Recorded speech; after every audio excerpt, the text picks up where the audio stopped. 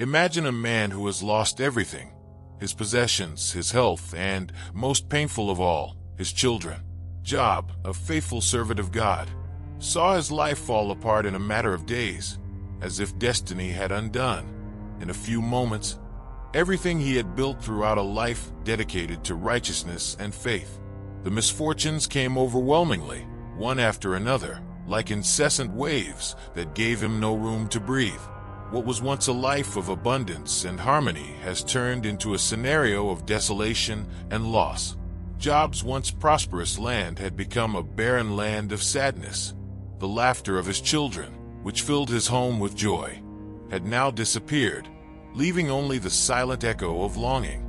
Satan, with God's permission, orchestrated a series of devastating tragedies in Job's life, testing his faith to the limit. At the height of his suffering, when despair weighed on him like an unbearable burden, his wife, overcome with pain and frustration, addressed him in a moment of weakness. "Do you still retain your integrity?" He curses God and dies. Job 2 verse 9. To many, these words seem like a final betrayal in the midst of the storm, but the meaning behind them is much deeper and more complex than it first appears. However, as we will see, the meaning of these words goes beyond simple translation. What did your wife really mean? Had she lost her faith? Or was she just so overwhelmed by grief that she couldn't find another way out? The answer to these questions lies in the complexity of the original Hebrew text, and in this video we will explore in depth the true meaning behind this painful dialogue. Let's examine the context and understand how the nuances of Hebrew can shed new light on this pivotal moment in Job's story. Our goal here is not to question biblical translations, whether in Portuguese, English, or any other language, but rather to peel back the layers deeper meanings than the original text can reveal to us. Translation often misses the subtleties and details that make the message richer, and that's exactly what we want to explore with you today. If you are curious to understand this episode better, leave a like, subscribe to the channel, and follow us on this journey of discovery. Job was a wealthy and successful man known for his integrity and devotion to God. He seemed to have everything anyone could want: a large family, lots of land, and immeasurable riches. However, in the blink of an eye, his life changed completely. In a matter of days, Job lost everything he held dear, and what was once a peaceful and prosperous life became a brutal test of his faith and understanding of the world. He lived in the land of Uz, a region blessed by God, where his lands were fertile and his flocks prospered as a visible sign of divine grace. God had blessed Job with 7,000 sheep, 3,000 camels, 500 yoke of oxen, and 500 donkeys, and all of this made him not only a rich man, but also respected and admired by everyone around him. His servants worked diligently, and his family enjoyed a life of harmony and happiness. It was a true testimony to the goodness of God in his life. But like all good faith stories, Job's story was about to take an unexpected turn. Under sunny skies, shepherds led their flocks across the vast green fields of Uz, while Job's children ran through the gardens of his estate, laughing and playing in a scene of pure joy. Their laughter was like music to the ears of Job, who watched his children's happiness with a heart full of gratitude. He had 7 sons and 3 daughters, who were the true treasure of his life, like stars that illuminated his path. Each day in Job's home was a celebration of the divine grace that surrounded him, a reflection of the abundant life he had built with God's help and blessings. Job's life was a constant tribute to divine goodness, a cycle of hard work, reward, and gratitude. But like any faithful follower of God, Job knew that his true wealth was not in material goods, but in his relationship with the Creator. It was this unwavering devotion that sustained him, even on days of plenty, and he never forgot where all his blessings came from.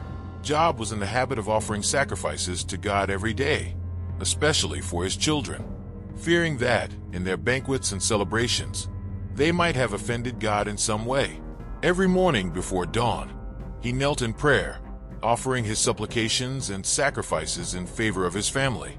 To him, his faith was like a protective shield, and his piety was the fire that kept him warm in the midst of plenty and prosperity.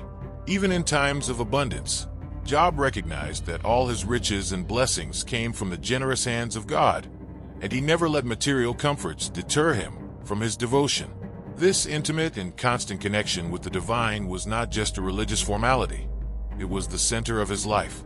Job was not only a blessed man, but a humble and devoted servant, always grateful for everything he received.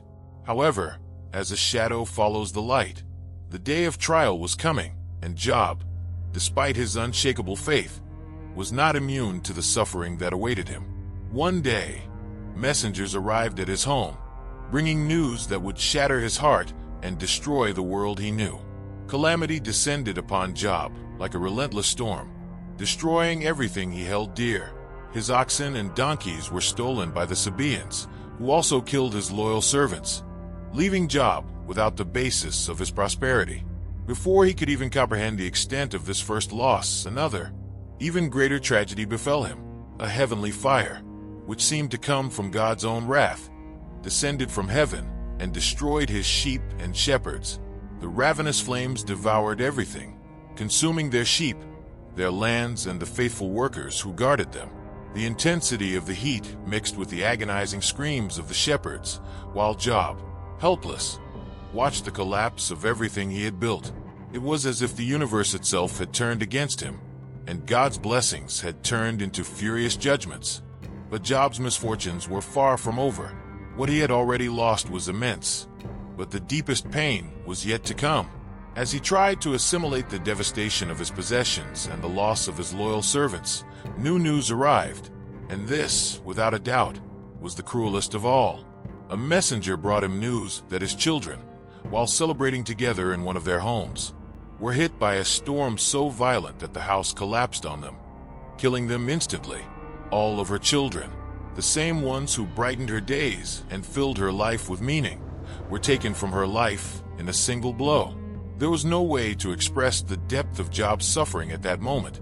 The children he loved like stars that shone in the sky of his existence were now dead, their lives cut short by a force beyond any human control.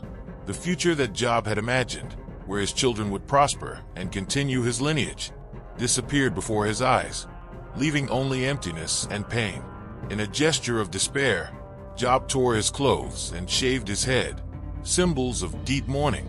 He sat among the ashes, as if the dust and ruin around him were a physical reflection of the internal devastation that consumed him. It was a moment of anguish so profound that any consolation seemed impossible. In that desolate setting, Job was completely alone, except for his pain. He had lost not only his goods and possessions, but also his children, the fruits of his life and the center of his affection. The loss was so great that any words of comfort seemed in vain. Even his wife, the woman who had been by his side in so many moments of joy and sadness, gave in to the weight of the tragedy, consumed by her own pain and unable to see a way out of so much suffering. She turned to Job with words that echoed like a final blow. "Do you still maintain your integrity? Curse God and die."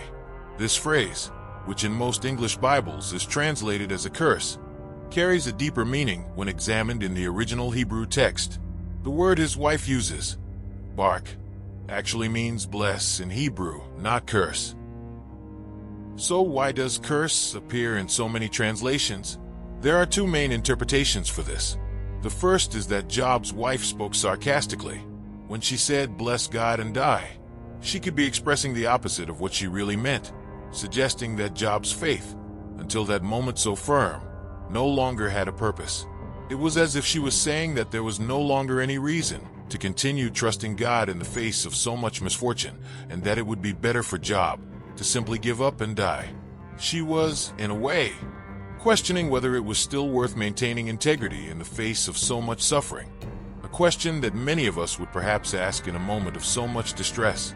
The second interpretation, and the most widely accepted, is that the scribes who copied Job's text avoided placing the words curse and God side by side out of respect and reverence for the divine name.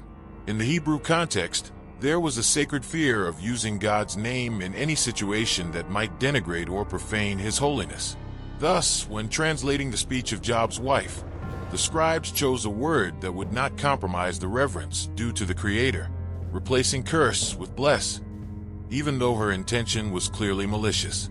This care reflects the deep respect that the people of Israel have always had when referring to the name of God, a respect so great that even today some teachers prefer not to write the sacred name of God on boards, so that they do not have to erase it later. Whatever the interpretation, the important thing is that Job's wife's words were not supportive, but rather desperate and frustrated. She was, in essence, urging Job to abandon his faith. Job, however, even devastated and overcome by pain, did not give in. He rebuked his wife wisely and firmly, saying, "As a madwoman speaks, you speak. Shall we receive good from God, and shall we not receive evil?" With these words, Job showed an unshakable faith, an absolute confidence that both blessings and trials come from the hands of God, and that his faithfulness would not depend on circumstances. He, who had always been grateful to God for times of plenty, now accepted times of suffering with humility and resignation, without sinning against God with his lips. He knew that his life, his possessions, and even his children were gifts from God, and that he had the right to take them whenever he wanted. As the days passed, Job's eyes, which had previously beheld abundance and prosperity, now saw only ruins. What once symbolized their security and success, their land, their livestock, and their family, was destroyed in a whirlwind of tragedies. Shrouded in the darkness of his losses, Job faced a cruel reality. Everything he had built throughout his life had been ripped from his hands, and it was not just the material weight of the loss that afflicted him, but mainly the absence of his loved ones, especially his children, whose laughter had been the music that filled his home. Job's pain was indescribable. There were no words that could capture the depth of his grief, and the sadness seemed to envelop him like a thick fog. He not only mourned the loss of his possessions and his family, but also the feeling that God himself had abandoned him. In his mind, he looked for reasons for so much misfortune. What could I have done to deserve such punishment? What had he, such a devout and righteous man, done to provoke divine wrath in such a way? These questions swirled around in his head, mixing with the physical pain that now also consumed him. As if the material losses and emotional devastation were not enough, a new affliction emerged. Job began to be affected by a terrible disease, which covered his skin with painful sores. What was once just a mild itch quickly turned into an unbearable infection. His skin, once healthy, was now covered in sores that burned and hurt incessantly. Job, a man who once stood out for his health and vitality, now could barely look in the mirror without seeing the reflection of a creature consumed by suffering. His wounds were a constant reminder of his fall, an external reflection of the internal chaos he experienced. The physical pain, coupled with the grief and emotional despair, seemed too much for any human being to bear. Even so, Job did not give in. The flame of his faith, although fragile, still burned. He believed that, somehow, there was a purpose behind it all. Maybe he couldn't understand it at that moment, but his trust in God kept him from giving up completely. It was in this state of deep misery that his friends came from far and wide to comfort him. When they saw Job's condition, they were so shocked that for a moment they could not utter a word. Their friend's physical and emotional transformation was so profound that they could barely recognize him. Where once there was a man of vigor and success, now stood a shadow of suffering and pain. In a gesture of solidarity, his friends tore off their own clothes and sat next to him in the ashes. For 7 days and nights, they remained silent, respecting the depth of Job's grief. It was as if there were no words that could comfort such a broken heart. However, when they finally decided to speak, their words did not bring the comfort Job so desperately needed. Instead, his friends began to weave theories about why he suffered so much. In their minds, there was a simple explanation. Job must have committed some serious sin. They believed that suffering could only be the result of divine punishment. Eliphaz, the oldest among them, suggested that Job was reaping the consequences of his own mistakes. He encouraged Job to seek repentance before God, hinting that perhaps all of this could be reversed if he admitted his guilt. Bildad and Zophar followed the same line of thought. They questioned Job's integrity, insinuating that if he were truly at peace with God, he would not be experiencing such disgrace. His words, although possibly well-intentioned, only worsened Job's suffering. Instead of offering support and understanding, his friends reinforced the idea that he was somehow to blame for his own misfortune. For Job, this was an additional blow. In addition to dealing with loss and physical pain, he now found himself isolated, misunderstood by those who were supposed to be his support. His friends' words didn't bring relief, but rather more distress. Job, who had always strived to live righteously and obediently, now found himself accused of sins he had not committed. The physical pain that tore through his body seemed to be a reflection of the anguish that tore at his soul. He felt completely alone, surrounded by people who, instead of offering comfort, cast doubt on his integrity. Between tears and bitterness, Job struggled not only with the pain of his losses, but also with the feeling of abandonment and the feeling that no one understood his true affliction. It was then that Job, in his anguish, began to cry out to God. He dared to ask questions that few would have the courage to ask. "Why?" was the word that echoed in his mind. He sought to understand the reason for so much suffering. Why was he, who had always feared God, being subjected to such an ordeal? What had he done to deserve such punishment? In his loneliness and despair, Job didn't just want physical relief. He longed for an explanation, reason for all this pain. He wanted to understand why God, who had always been so present in his life, now seemed so distant. In his intimate dialogue with God, Job expressed his doubts and anxieties. He did not understand how divine justice could allow such affliction to someone who had always been faithful. However, in the midst of their questions and inquiries, God finally answered, and God's response was not what Job expected. There were no detailed explanations as to why he suffered. Instead, God revealed his greatness and power. He showed Job the vastness of his creation, transporting him through the ages and questioning him about the foundations of the universe. Where was Job when the foundations of the earth were laid? Who was it that ordered the limits of the sea and shaped the clouds? Faced with the immensity of God's creation, Job found himself small, a mere creature in a vast cosmos sculpted by the Creator's hands. God's questions were not intended to explain Job's suffering, but rather to show him that there is a greater plan at work, a plan that transcends human understanding. God, with patience and power, showed Job that his sovereignty is present in all things, from the stars in the sky to the most majestic creatures on earth. Every detail of creation revealed the divine hand, and Job was invited to contemplate the magnitude of that power. At the end of this encounter, Job's perspective changed profoundly. He realized that his afflictions, although real and painful, were only a small part of a much larger plan. Understanding the greatness of God and the vastness of his plan brought Job a peace he had not experienced before. What once seemed incomprehensible was now seen with humility and acceptance. He recognized that human understanding is limited, but that God, in his infinite wisdom, has control over all things. With this new perspective, Job found the serenity he had been searching for. After this transformative encounter, God restored Job's life in an extraordinary way. His riches were multiplied, and he was blessed with new offspring. More than a simple restitution of material goods, this restoration was a clear sign of divine grace and mercy. Job, who had previously been immersed in the darkness of suffering, now experienced the light of redemption. He understood that although suffering is a part of life, it can also be a tool for spiritual growth. Through pain, Job was shaped and transformed, emerging stronger and with renewed faith. The wounds that once marked his body began to disappear, and his health was restored. The physical pain that tormented him so much gave way to peaceful relief, as if the hand of God had touched his skin, dispelling all the affliction. In a gesture of incomparable generosity, God granted Job more children, restoring the joy and fulfillment he thought he had lost forever. His life, which once seemed to have come to an end, was renewed with new opportunities and blessings. Job's restoration was not just material, but spiritual. He now understood that although life's circumstances could be devastating, there was a divine purpose behind it all. His suffering was not in vain.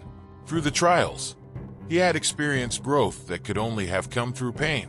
He now saw the world with new eyes, eyes that saw beyond the immediate tragedies and perceived God's hand in every detail. both in moments of joy and sadness. Job, who had once questioned divine justice, now understood that God's plan was much greater than he could imagine. He realized that, in his human frailty, he could never fully understand the Creator's designs. His doubts and questions did not disappear completely, but were now accompanied by a humble acceptance of God's greatness.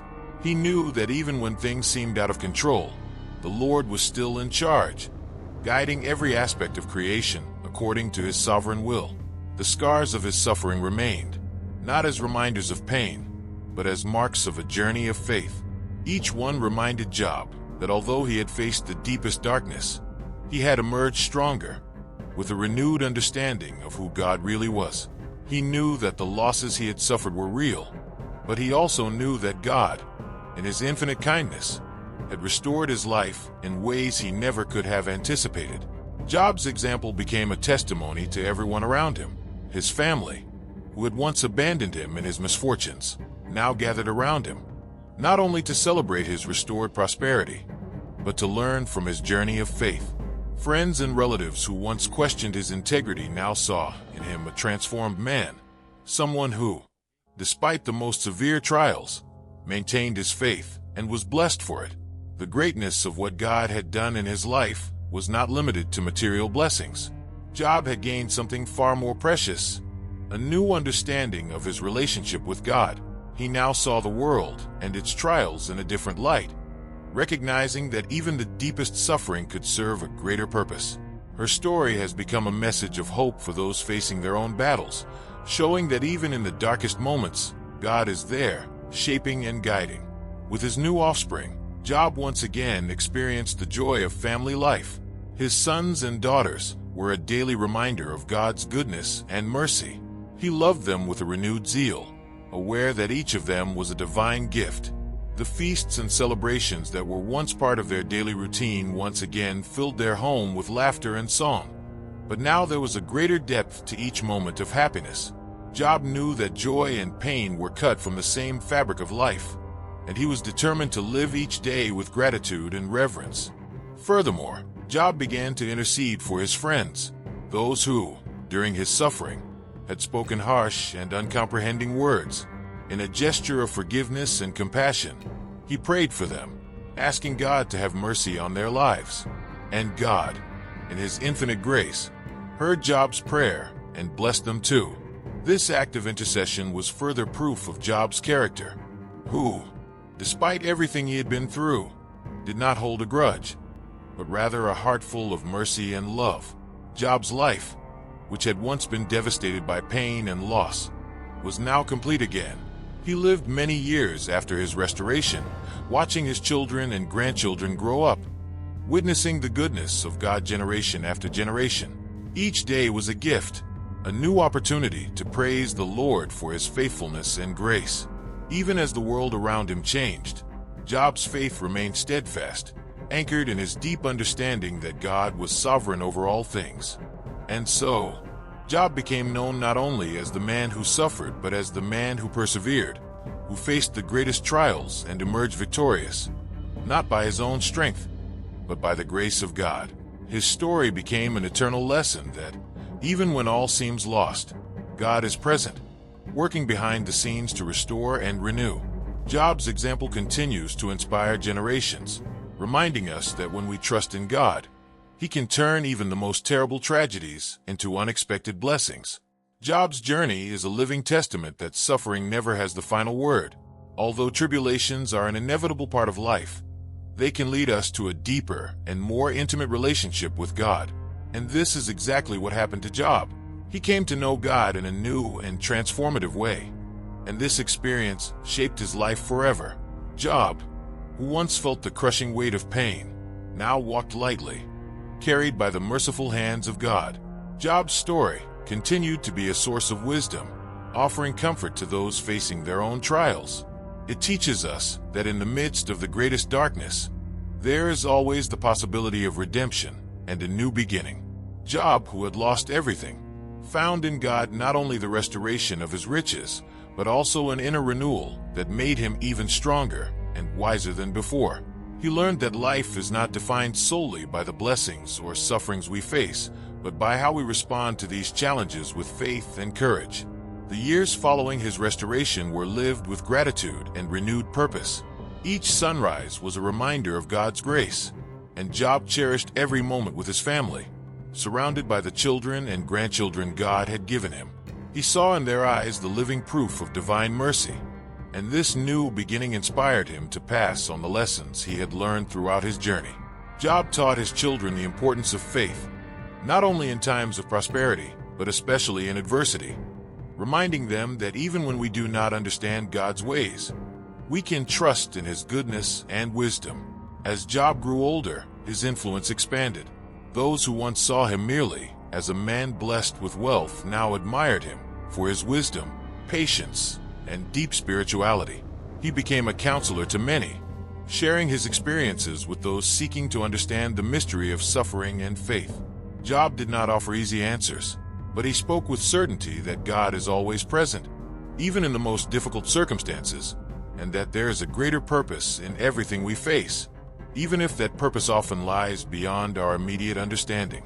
Job's friends, who had unjustly accused him at the height of his suffering, now also benefited from his new perspective. Through his prayers and intercessions, they experienced God's grace, being restored and blessed through Job's faithfulness. This act of Job, interceding for those who had wronged him, demonstrates the power of forgiveness and unconditional love. He bore no grudge but chose to be an instrument of peace and reconciliation, reflecting God's character in his actions. Job's family was also deeply impacted by his journey. His children and grandchildren grew up hearing his stories of faith and perseverance, learning that true wealth is not found merely in material possessions, but in a relationship with God. They saw in their father and grandfather an example of unshakable faith, someone who weathered the worst storms and came out stronger. This spiritual legacy that Job left to his descendants was far more valuable than any wealth he could have amassed in his lifetime. Job lived many years after his restoration, witnessing generations of his family prosper. Each new life that arrived was proof that God, in His infinite mercy, not only restores what was lost, but multiplies blessings beyond what we can imagine. The end of his life was marked by peace, gratitude, and a profound understanding of divine sovereignty. He died surrounded by his family, content with the life he had lived and confident in God's greater purpose. Job's story remains relevant to us today. It reminds us that even when everything seems lost, when life's storms hit us hard, there is still hope. Job's faith shows us that we can find the strength to persevere, even in the most difficult circumstances. More importantly, it teaches us that God is always present, working in our lives, even when we cannot see or understand what He is doing. In the end, Job's journey challenges us to trust God more deeply, to lay our worries, pains, and doubts in the hands of the Creator, knowing that He is faithful and just. Even when answers do not come immediately, we can rest in the certainty that God has a plan, and that plan is good, even when we cannot fully comprehend it.